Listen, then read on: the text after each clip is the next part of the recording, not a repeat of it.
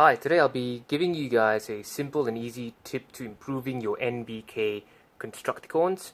These are fourth party KO Constructicons of the Generation Toys Constructicons, and I got these cheap for about $11 per figure. So I've gone ahead and done some simple weathering to improve their looks and hopefully improve them from looking like a $10 figure, which basically looks like this if you look at Mixmaster, to something a little bit more presentable on your shelves, to something like this instead, with a bit more of some weathering effects, just to make it look a little more realistic and more displayable on your shelves. So before we get started, this video is for novices at customizing, so it's not going to be looking at, you're not going to be looking at dismantling of any parts of the Constructicon. Neither are you going to be respraying anything. All you're going to be doing is that you're going to grab some silver paint. You can use Tamiya. I've got gunmetal gray right here paint, and you're going to be using a bit of brown paint as well. Any hobby paint in brown will suffice. Non-gloss, of course. And what you also require is you'll need a hobby knife. You'll also need just obviously a brush, and you can easily source out one of these, a Gundam Real Touch marker for panel lining, just a little bit of the NBK figure, and you can get this for about $6 to $10 on eBay. The awesome thing about the NBKs, even though they're cheap, what you're looking at for the decals, they're actually printed tempos.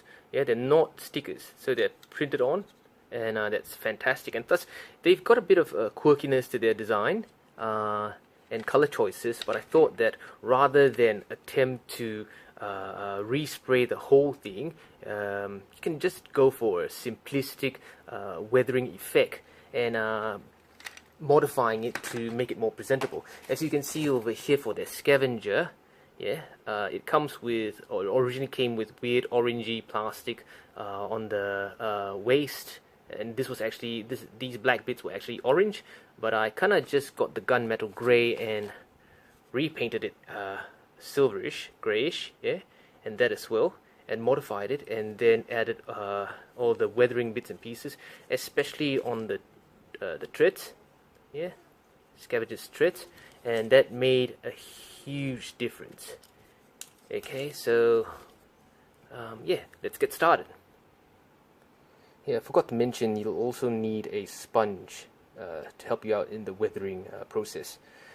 So firstly, these figures, the NBK figures, are actually quite fantastic for their prices. They're very much like Gunpla models, or Gundam plastic models, and which you can just look at them as models that have been pre-built for you, so it makes your whole life a lot easier. The thing about these is that obviously because they're cheap, they come for about $10 or $10 to $15 a pop. You're gonna expect to see things like that. So that's basically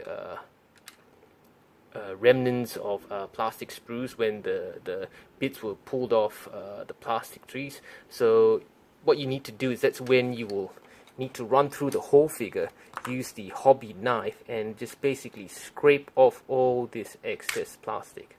Okay, alright, so as long as you go through that, run through the whole figure, get that done first, then you can move on to the next process of touching up the figure through the weathering process.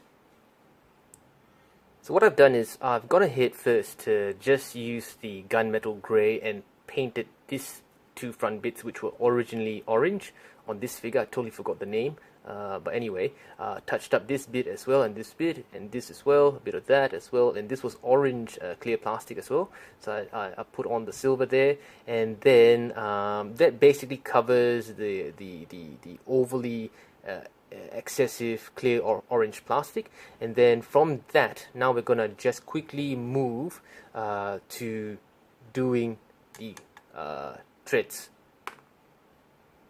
So what we're going to be doing first is we want to remove the front bit, yeah, which just pops out, okay, easily. Alright, so that then you've got more space to work on the threads. You push these bits away. Alright, I didn't show you the painting process because I thought that was straightforward. You just use a paintbrush and just paint over the orange bits. Okay, so anyway, if you make a couple of errors here and there, it doesn't matter because this is a weathering process, so you want to have flaws in the final paint job in a way because it's weathering, yeah? We're not looking at airbrushing at all. So this one, you want to have good access to the tank threads first, okay? Alright, so you can lay it down this way, both sides, like that. Okay, put that down. Okay, now that you've got good access to the tank threads, well, not a tank, but the construction vehicle threads over here, you get your brown acrylic paint. Yeah, this is Tamiya. Obviously, you can choose anything else. Give it a good shake. Alright, you don't really need to be dunking your brush or anything into the bottle. But what you do is you're gonna take your sponge, the jagged edge of the sponge, the more jagged the better. Just dunk it in here on the cap. Yeah, roll it around. Okay, get that awkward shape finish. It doesn't really matter. Okay, alright. Then what we're going to be doing, tightening that with one hand. Okay, we're going to be slapping on the brown paint on the tank threads like this. Okay, so what you're going to be doing is you're just going to give it an odd mud-like appearance. Okay, you're not going to be having to do it evenly. Okay, right? Like I said, because the intent is to make it look weathered and worn, and as if this has truly been to a construction site. Okay, especially the edges of the tank thread, you wanna have a good coverage of mud on there. And you can see if I start dabbing on the other bits as well, you will get that finish. Yeah, a bit of a worn look on the surface as well. Okay, alright. Just keep doing this all around. Okay, I won't be filming that because they'll be wasting everyone's time. So I'll go ahead, pause this, and then get the work done all around the threads. And then I'll show you the next stage. So when you're doing this, I forgot to mention that when there's excess paint over here on your sponge, you want to go for big areas like this, okay, to get that done. And then with the leftover paint, that's when you start hitting the edges like this, okay. So as you can see, it starts giving you that very, very mild, worn out look. You don't want to go crazy, but obviously you can because it is your custom and it is your own interpretation of how you want your Constructicons to be. You know, for me, I really like them dirty, so I will go a bit overboard with regards to the weathering process. But it's entirely up to you. Okay, so you can see mud is laid already on this thread. Okay, this one doing the remnants of the paint. You don't want too much on the sponge, like I said, and then you just go around touching, especially dabbing on the edges and the corners. Okay, it doesn't really matter. Alright, okay, like I said, mistakes are fine because you're doing weathering, and thus weathering is a great start for a custom or a weekend customizer, and you don't really need an airbrush, you don't need fancy expensive equipment. You can just go for everyday stuff that you've got in the house. If you don't have this, just use a dishwasher sponge, totally fine as well. Yeah, just didn't want to piss my wife off, so I didn't take that. So, but anyway, there we go. So the great thing about working with acrylics is that they dry up quickly. See, it's after about 5-10 minutes, dry to touch. The bad thing about working with acrylics is that they dry up quickly as well. Okay, so you got to work fairly quick.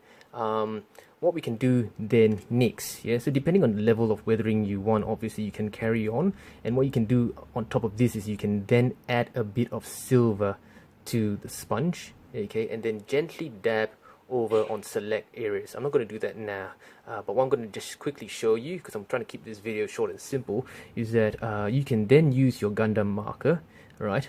Okay, this is a panel lining real touch marker, as mentioned before, and you just run through areas like this.